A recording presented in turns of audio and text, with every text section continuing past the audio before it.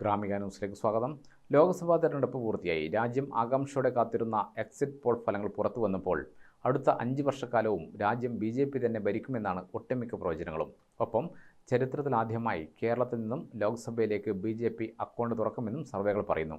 അതും ഒരു സീറ്റിലല്ല, മിക്ക സർവേകളും 1 മുതൽ 3 സീറ്റുകൾ വരെ BJP പിടിക്കുമെന്നാണ് പ്രവചിക്കുന്നത്. എന്നാൽ UDFും LDFും എക്സിറ്റ് പോൾ ഫലങ്ങളെ തള്ളിയിരിക്കുകയാണ്.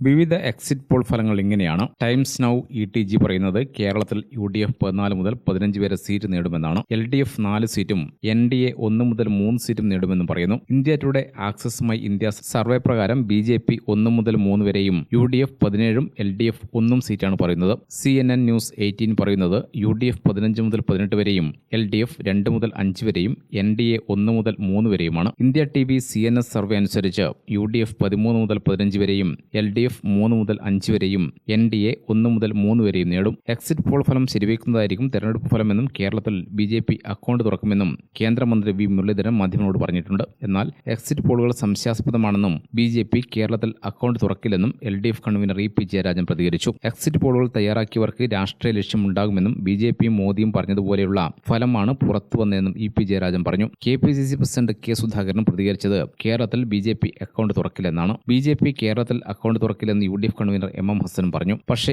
LDFും UDFും സമ്പൂർണ്ണ വിജയമാണ് അവകാശപ്പെടുന്നത്. ഏതായാലും മണിക്കൂറുകൾ മാത്രം കാത്തിരുന്നാൽ യഥാർത്ഥ ഫലം അറിയാമെന്നാണ് പൊതുജനാഭിപ്രായം. News desk Gramika.